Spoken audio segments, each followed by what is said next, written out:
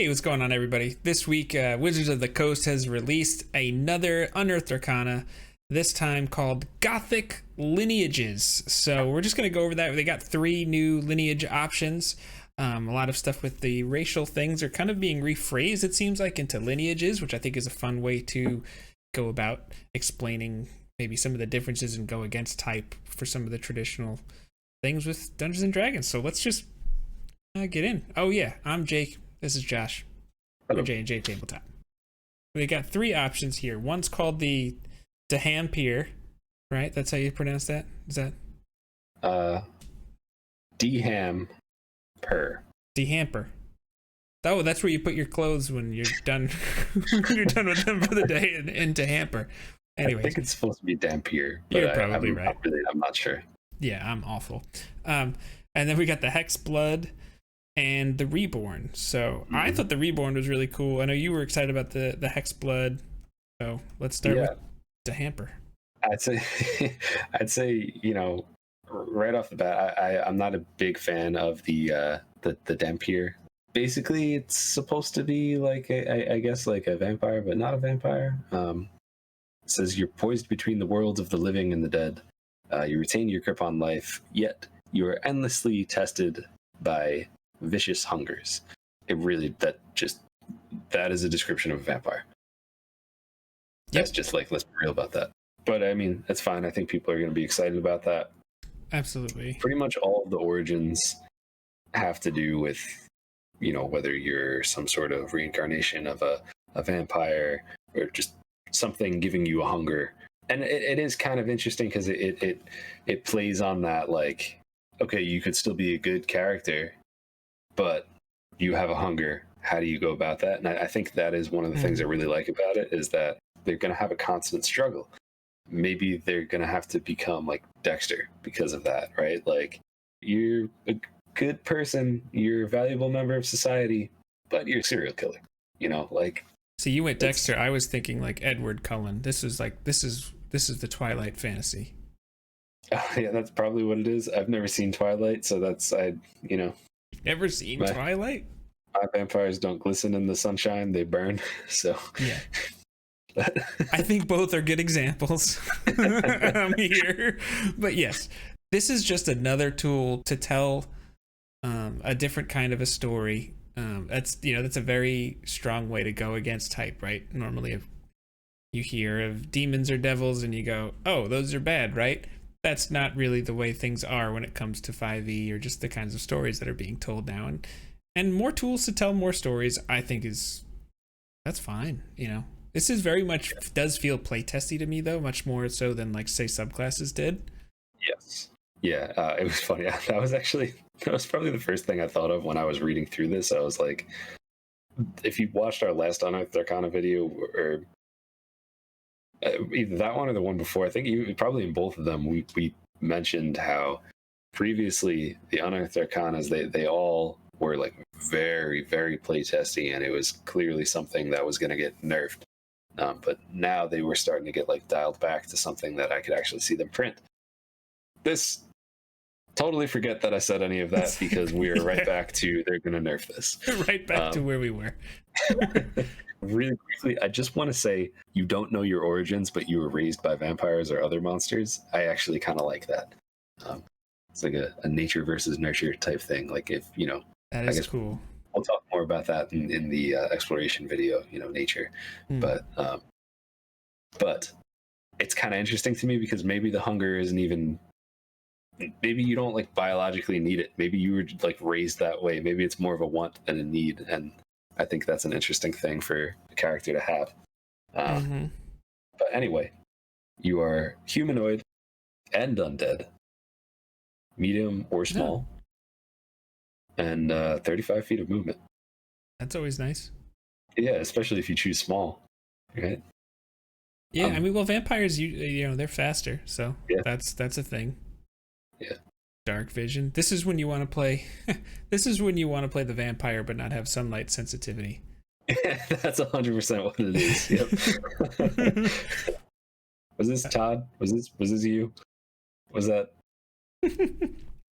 I know there's a lot of vampire kids out there. He's the first one that comes to mind.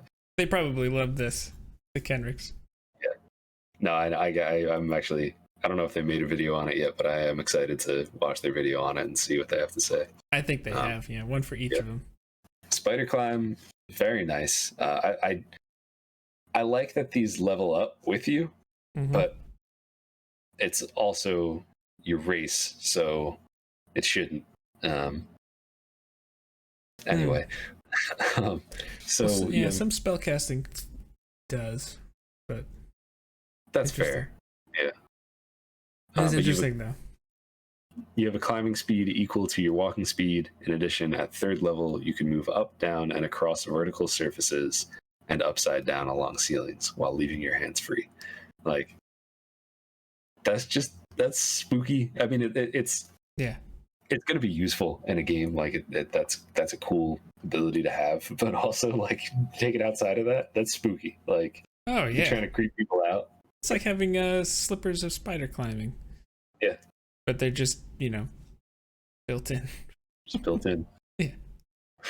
And then you get your vampiric bite, which your fanged bite is a natural weapon which counts as a simple melee weapon with which you are proficient. You add your constitution modifier to the attack and damage rolls when you are attacking with your bite. Your bite deals 1d4 damage on a hit.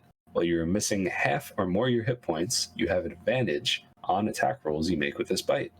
That's very nice. Most of that, I think, is going to get nerfed. When you use your bite and hit a creature that isn't a construct or undead, you can empower yourself in one of the following ways of your choice. Regain hit points equal to the damage dealt, or gain a bonus to your next ability check or attack roll you make. Bonus equals the damage dealt by the bite. And you can do that a number of times equal to your proficiency bonus. You regain all of them after you finish a long rest. I was just thinking here, I know technically this wouldn't qualify for sneak attack for a rogue, but I kind of want it to. Would it not count? Right? It doesn't have to be light. Oh, yeah. Or That's light fair. and finesse, or I forget exactly. I'd have to look that up. But either way, I kind of want this to qualify. And if that's the case, you can just be a weaponless rogue. I would count it. I would be inclined to. I'd be like, yeah, because a dagger deals D4.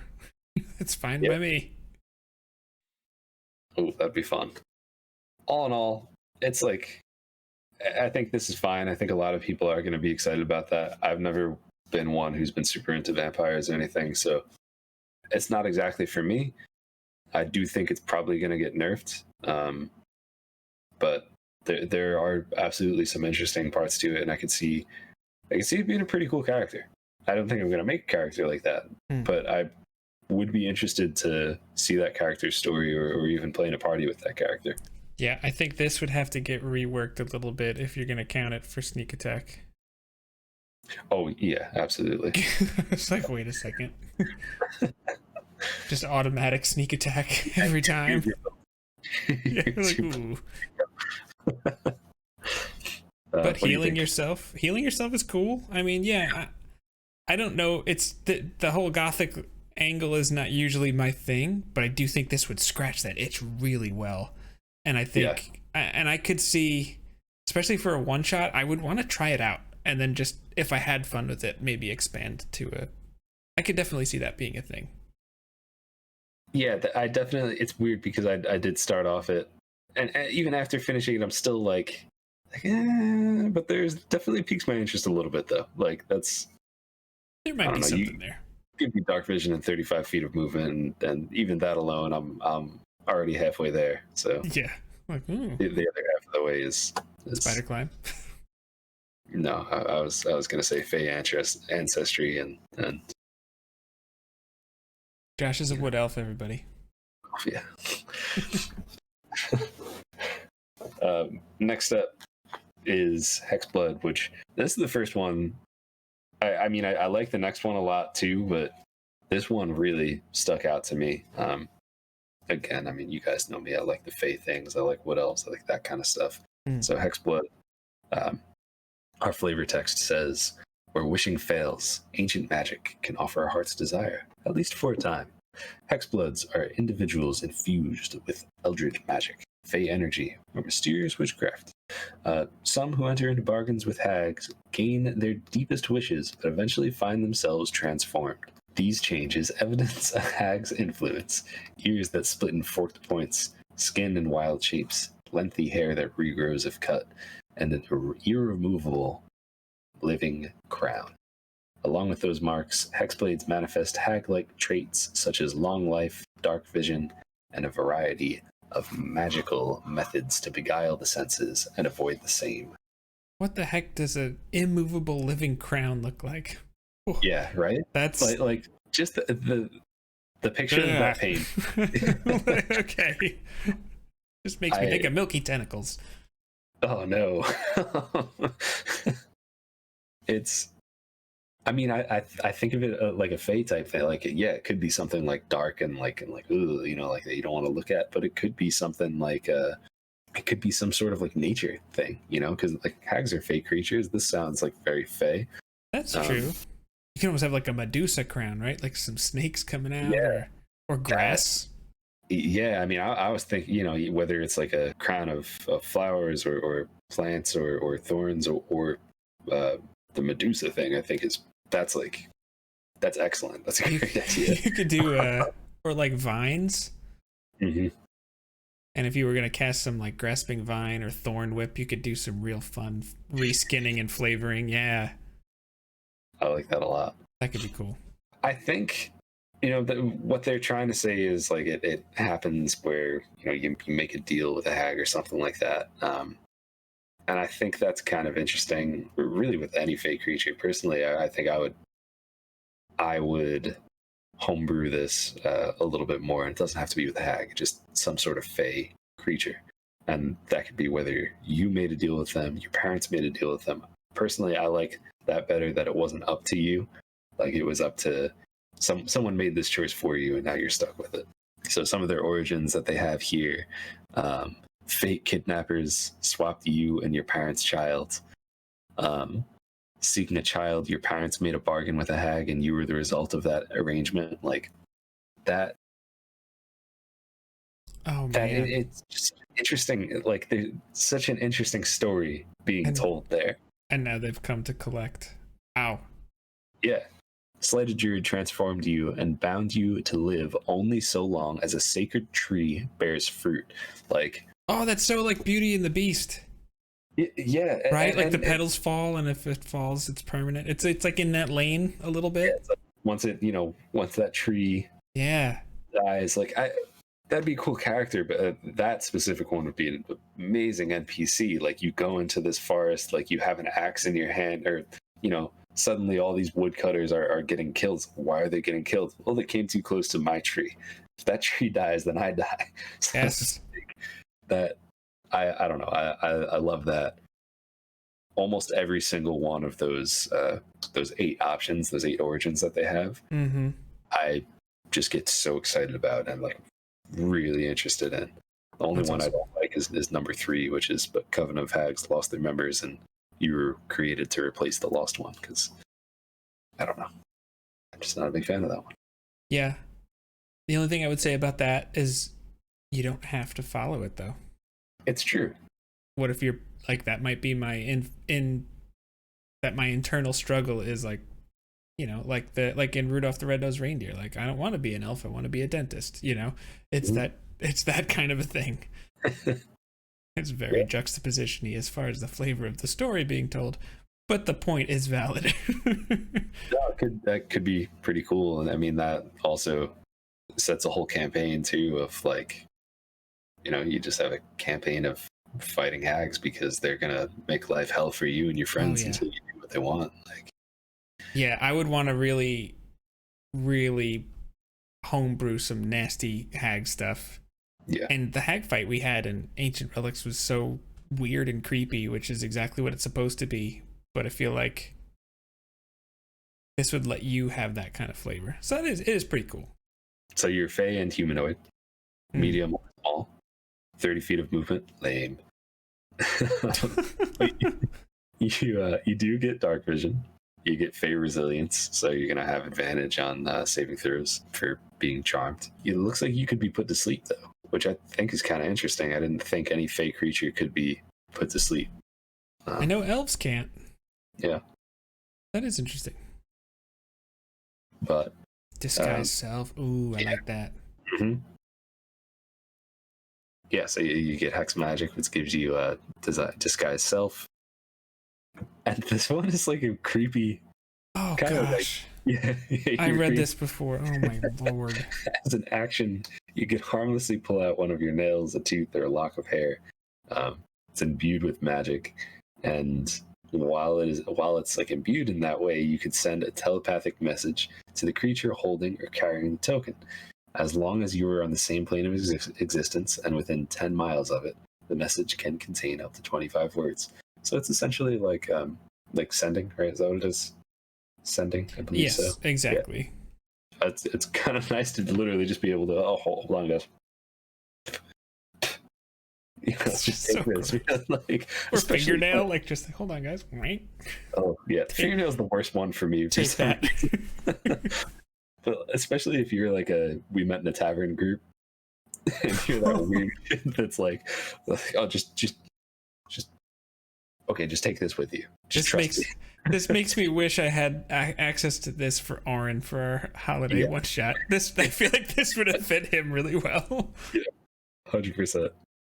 Yeah, and then you could also basically use it to like scry through too, and then it's destroyed after that, and it'll come back to you, or it grows back apart afterwards. Yeah, you finish a long rest, and it's back. You're fine. Yeah. You're fine. Situation normal. Until you pull your fingernail out again. Okay. So the Reborn is the next one here, and that actually was the one I thought was kind of cool. And I'll just read the flavor text like you have. So death isn't always the end. The Reborn exemplify this, being individuals who have died yet somehow still live. Some Reborn exhibit the scars of fatal fates, their ashen flesh, missing limbs, or bloodless veins, making it clear that they've been touched by death. Other Reborn are marvels of magic or science, being stitched together from disparate beings or bearing mysterious minds in manufactured bodies. Whatever their origins, Reborn know a new life and seek experiences and answers all their own. So, you have faded memories. Reborn suffer from some manner of discontinuity and interruption of their lives or physical state that their minds are ill-equipped to deal with. Their memories of events before this interruption are often vague or absent. Occasionally, the most unexpected experiences might cause sensations or visions of the past to come rushing back. So they have the lost memories here. You recall a childhood memory. What about that event or who you were still influences you? These are some interesting ways, because I think what excited me about the Reborn more was the way I could apply things here to other situations, right? So if I wanted to have some kind of like amnesia style campaign, or like there's some kind of magical plague that's wiping minds, you could use this kind of a thing here. If you wanted to make death more punishing in your games, maybe you can come back as a Reborn like one time, or if you come back, you're no longer, a half elf or, a tiefling. Maybe you look that way, but you are Reborn now. And so your traits are different. You're somehow different, and you don't quite remember things like you used to. I think it could be, again, these are, almost all of these are things that kind of just make me want to homebrew a little bit more, or homebrew these specific items a little more. Like Reborn, I could see that if you're doing like combine that with something like Dark Souls or even like the way Jedi Fallen Order does like their experience type thing. You die, you get killed by something. Well, you come back, but you're not going to get your experience back until you kill that thing that killed you, or like you have to run back and grab it, right? So maybe Reborn, maybe that's not a forever thing. You don't necessarily know that, but maybe you're getting these memories. Maybe you're going to give your player these certain memories that are leading them to a certain point, and if they fight that creature that killed them, maybe they just come back. Maybe they're not Reborn anymore. They are just whatever they were before. Some kind of like the person or thing that killed you has part of your soul or your essence or something like that. That's pretty cool. Like picking up little pieces along the way, like certain things. back to Jedi Fallen Order, like you grab those little things and like you're able to pull the memories from it and like, you know, experience stuff like that. Just to have those little important things, like you pick up a plate or like an apple or something like that. Like, why I can't let this go? Like, why can't I let this go? Like, what? Just suddenly, I love this. This is definitely my favorite out of all of them. I feel like, and this is weird because you and I we're very much not railroady people, but this allows a certain amount of railroading to really help tell the story. But and it's like a lesson in improv almost. But you could just, I think if you prompted it properly, like this plate just for some reason has great meaning to you. Like if that's the prompt and let the player then run with that, that would be a really fun thing. Because, I mean, what is it? Part of the flavor text in the beginning, what it says, or even marvels of magic or science, like, you know, this has like a Frankenstein's monster kind of a thing, you know, coming back as like a revenant. This feels almost like they have some of those rules in place a little bit here. So this is where I'm a little confused as to why this was part of it. I like that. I mean, I'll take this over Revenant personally. Yeah, this has much more. Well, doesn't necessarily have to be malevolent, which is such a theme for the Revenant. Yeah, I mean, if you don't finish your goal after a year, you just die as a Revenant. You're done. You're done. Like if you had a character die in a party, like actually die, like nobody was able to healing word bounce them up, you know, just with a bonus action. They failed all of their death saves. Nobody had Revivify, nothing.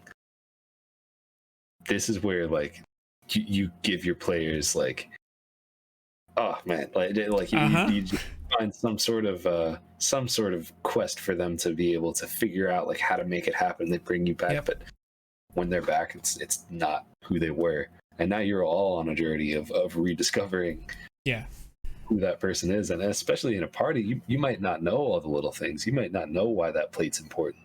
You know what killed him, but sure, it could be from a past before they were adventurers. And one thing I've been really into, this is a little bit of a tangent, but I've been really into skill checks that fail but barely, right? So like I like degrees of failure, so like I usually like 5 or more is something. And a good example of that real quick is like a stealth check that doesn't fail by 5 or more. Maybe somebody knows that there's something going on, but they still don't see you. Or maybe they just heard a sound and they're starting to look in that direction, but they still don't know you're there. Must have been the wind. Yeah. So in this case, I like the variant rule that Matt Mercer has for raising the dead, where there's like a DC to bring them back, and there's things that everybody can participate in. What if the DC is 12 and they get like an 11 or a 10? Maybe it brings you back, but you're a reborn instead. Like, you know, you could have this wiggle room to tell some stories, and then maybe you talk to that player. They're like, listen, you failed your check, but, you know, just how do you want to do this? Do you want to, you want to reborn, or do you want to make a new character? I don't know. Like, there's something weird happened when you came back, and you're not quite right. So you're humanoid, and then you're also either construct or undead. So you're medium or small, speed 30 feet, pretty standard stuff. Shocker there, you get dark vision. Yep. Dark vision within 60 feet. Deathless nature. Now this is... okay. Advantage on saving throws against disease and being poisoned. Cool. And you have resistance to poison damage. Cool. You have advantage on death saving throws. You don't need to eat, drink, or breathe. You don't need to sleep, and magic can't put you to sleep. You can finish a long rest in 4 hours if you spend those hours in an inactive, motionless state during which you retain consciousness. That's kind of like Warforged. Yeah. Honestly, for me, those last two, it needs to lose. That is a those are Warforged traits. You're like a magical robot at that point. Yeah. Which is like, the Warforged is interesting, and you could make a really interesting character on that. I mean, you could straight up make, I don't remember the name. I don't remember the name, but the character from from Full Metal Alchemist. Like, you know, you were dying, the body was completely destroyed.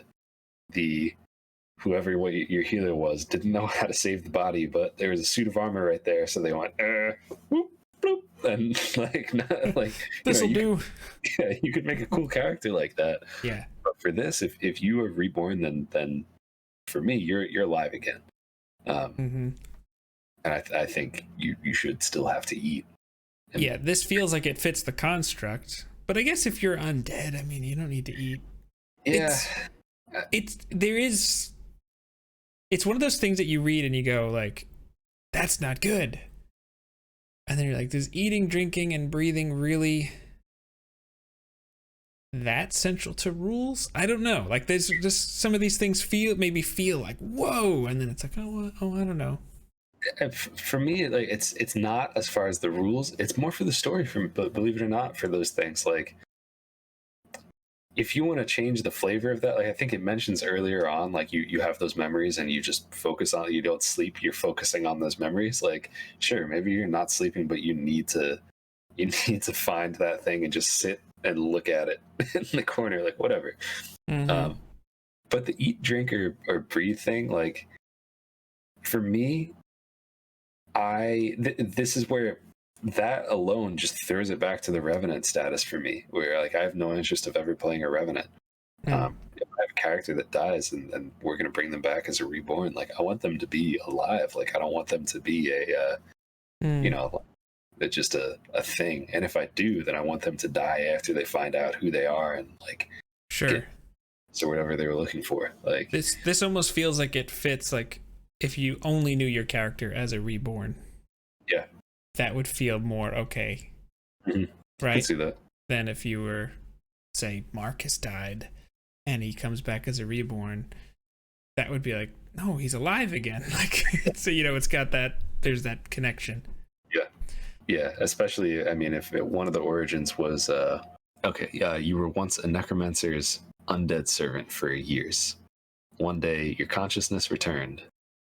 And that's it. Like, if that's what it is, if that's your origin story, then it's like, okay, yeah. And then knowledge of a past life, or from a past life, this is almost like having bardic inspiration in your back pocket, which, I mean, only applies to skill checks, but dang. Still pretty nice. That's, yeah. It's got some OP things. The advantage on death saving throws is huge. That's kind of... I don't know why that doesn't bother me as much. I think because that's the one thing where I'm like, I don't know, I'm not really looking at that as I'm not looking at that as a rules thing. I'm looking at that as like what's dead may never die, like something like that. Yeah. One thing I think is going to be a big problem with all of these is the type, right?